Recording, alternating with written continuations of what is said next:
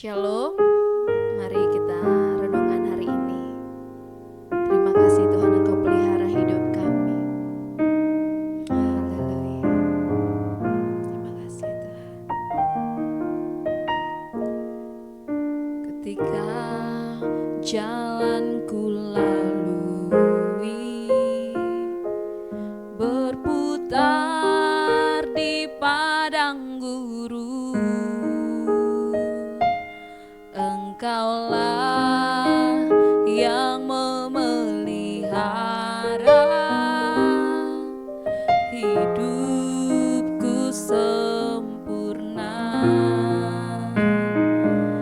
Ketika jalan yang ku tempuh berujung di sungai dalam, Engkaulah yang mengeringkannya untuk ku seberangi. Selalu ada jalan saat seakan tiada jalan, sebab Tuhan ada di dekatku, membuka jalan bagiku. Selalu ada jalan di mana ada kemauan. Biarlah ku hidup selalu di jalan yang Kau tunjukkan kepadaku.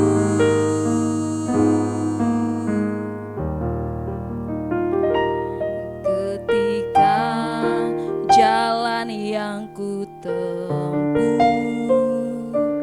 berujung di sungai dalam, Engkaulah yang mengeringkannya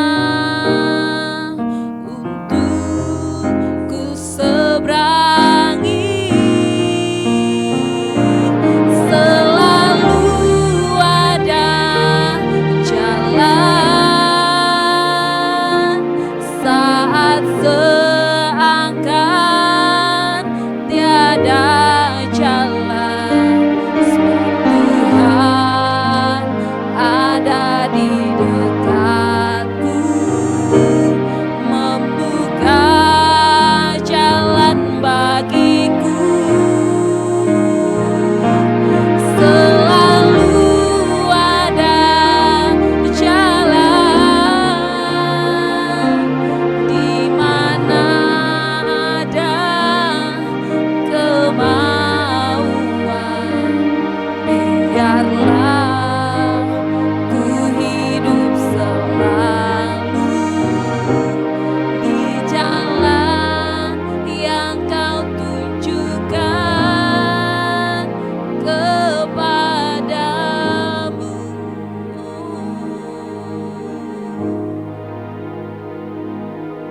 Biar kami terus hidup di jalan yang Kau tunjukkan kepada setiap kami ya Tuhan. Lewat renungan hari ini ajar kami.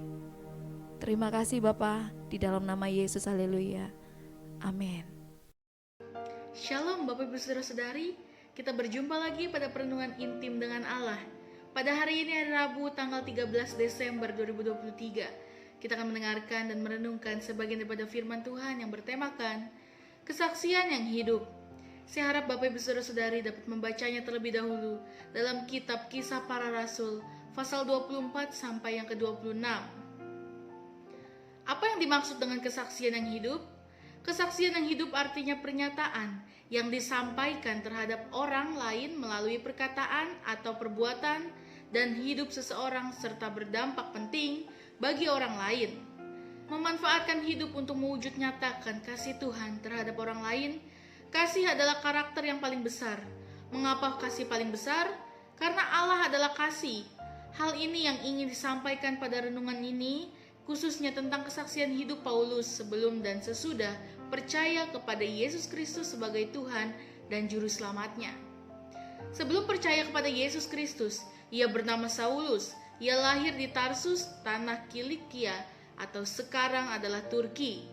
Ia adalah orang Yahudi dari suku Benyamin, dibesarkan di Yerusalem, dididik oleh seorang guru yang sangat berpengaruh bernama Gamaliel.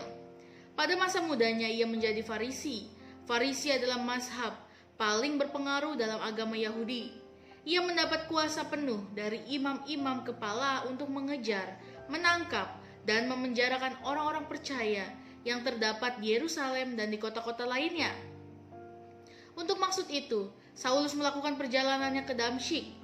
Menurut berbagai sumber, jarak Yerusalem ke Damsyik sejauh kurang lebih 314,5 km. Saat ini Damsyik dapat ditempuh dari Yerusalem selama 4 jam 27 menit. Damsyik adalah kota Damaskus, Suriah pada zaman sekarang. Di tengah perjalanan bersama timnya, Saulus mendengar suara memanggilnya demikian, "Saulus, Saulus, mengapa engkau menganiaya aku?" Setelah mendengar suara itu, Saulus berkata, "Siapakah engkau, Tuhan?" Lalu terdengar jawaban demikian, "Akulah Yesus yang engkau aniaya itu." Akhirnya Saulus bertobat dan menerima Yesus sebagai Tuhan dan Juru Selamat pribadinya. Kisah pertobatan Saulus ini tertulis dalam Kisah Para Rasul 9 ayat 1 sampai yang ke-19a. Setelah bertobat, Saulus mengikuti program pemuridan. Tuhan menugaskan Ananias untuk melakukan pemuridan terhadap Saulus yang baru bertobat dalam Kisah Para Rasul 9 ayat 19b. Awalnya Ananias ragu-ragu melakukan tugas ini, tetapi Tuhan menguatkan hati Ananias menjadi mentor bagi Saulus. Tuhan berkata kepada Ananias demikian, "Pergilah, sebab orang ini adalah alat pilihan bagiku untuk memberitakan namaku kepada bangsa-bangsa lain, serta raja-raja dan orang-orang Israel. Aku sendiri akan menunjukkan kepadanya betapa banyak penderitaan yang harus ia tanggung oleh karena namamu." Dalam ayat yang ke-15 sampai 16. Setelah Ananias membimbingnya, Saulus dapat melihat, dibaptis, dan dipenuhi oleh Roh Kudus. Setelah itu, Saulus atau Paulus memperoleh hidup baru, paradigma baru, kebahagiaan baru, kekuatan baru, dan keberanian baru untuk memberitakan Injil Kristus, baik di Yerusalem dan di berbagai kota lainnya. Untuk memberitakan Injil Kristus, Barnabas dan Saulus berangkat ke Antiokhia dalam Kisah Para Rasul 11 ayat 19 sampai 30. Awalnya Barnabas telah berangkat ke Antiokhia untuk menguatkan hati orang-orang percaya yang terdapat di sana. Lalu Barnabas pergi ke Tarsus untuk mencari Saulus. Setelah bertemu dengan Saulus, mereka berangkat kembali ke Antiokhia untuk memberitakan Injil Kristus di sana. Ciri khas pelayanan mereka di sana yakni tinggal bersama warga jemaat selama lebih kurang 1 tahun lamanya. Selama itu mereka mengajar banyak orang. Dengan mengajar, mereka memperdalam, memperluas, dan memperjelas berita Injil yang disampaikan para rasul kepada mereka ketika masih di Yerusalem. Di Antiokhia lah orang-orang percaya itu disebut Kristen dalam ayat ke-26. Kristen artinya pengikut ajaran dan pola hidup yang disampaikan Yesus kepada para rasul dan murid-muridnya. Setelah itu, Saulus dan Barnabas memberitakan Injil ke Pulau Sirpus dalam pasal 13 ayat 4-12. Lalu ke Antiokhia dalam pasal 13 ayat 13-49. Ke Ikonium, Listra, dan Derbe dalam pasal 13 ayat 50 sampai pasal 14 ayat 20. Paulus dan Silas di Berea dalam pasal 17 ayat 10 sampai 15. Paulus di Antena pasal 16 ayat 17 sampai 34. Paulus di Korintus pasal 18 ayat 1 sampai 17. Paulus di Efesus dalam pasal 19 ayat 1 sampai 12. Dari Makedonia ke Troas dalam pasal 20 ayat 1 sampai 12.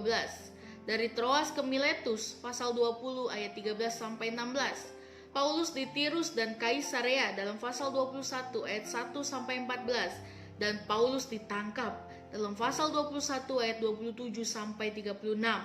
Untuk mempertanggungjawabkan tuduhan yang disampaikan orang-orang Yahudi kepadanya, Paulus diperhadapkan kepada Agripa dan Festus.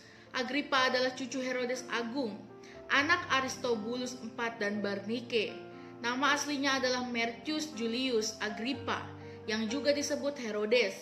Ia menjadi raja atau penguasa di Yudea ketika itu, sementara Festus adalah gubernur dari pemerintahan Romawi di Yudea. Setelah mendapat kesempatan untuk berbicara, Paulus menyampaikan kesaksian hidupnya kepada seluruh pengunjung. Beberapa pokok kesaksian Saulus dipaparkan berikut ini. Yang pertama, meminta Agrippa supaya sabar mendengar kesaksian yang akan disampaikan dalam ayat yang ketiga. Meminta orang lain supaya sabar mendengar paparan yang akan disampaikan adalah hal yang tidak lazim pada dunia Helenis saat itu. Karena Saulus yakin yang akan disampaikannya adalah hal baru, yakni terdapat sosok yang mengorbankan dirinya untuk menyelamatkan manusia berdosa.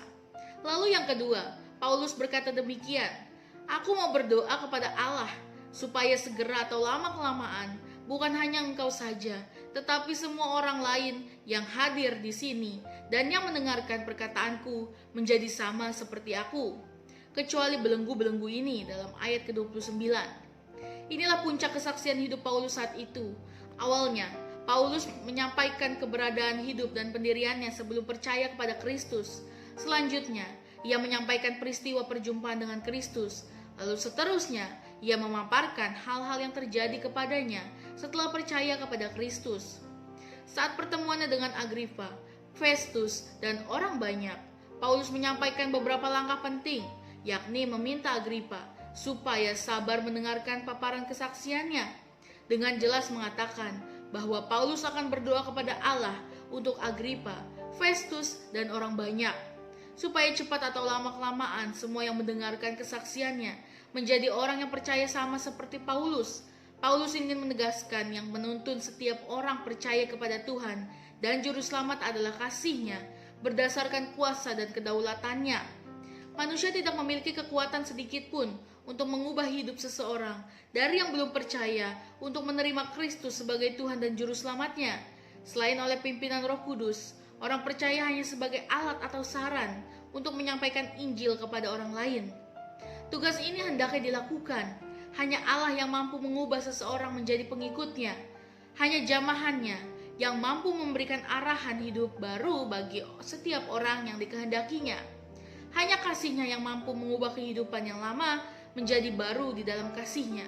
Kuasanya mampu menguatkan kehidupan dalam menghadapi berbagai rintangan yang dihadapi, khususnya setelah mengikut Kristus. Amin. Mari kita sama-sama berdoa. Bapa yang baik, terima kasih Tuhan pada perenungan hari ini. Biarlah firman ini merema di kehidupan kami, dan kami hidup seperti Saulus Tuhan, yang berubah nama menjadi Paulus karena Saulus percaya Tuhan bahwa Engkaulah Juru Selamat kami Tuhan. Dan bagaimana kami hidup menjadi kesaksian-Mu Tuhan, kesaksian yang hidup Tuhan bagi memberitakan firman-Mu dimanapun kami berada. Terima kasih Tuhan Yesus, di dalam nama Tuhan Yesus, haleluya, amin.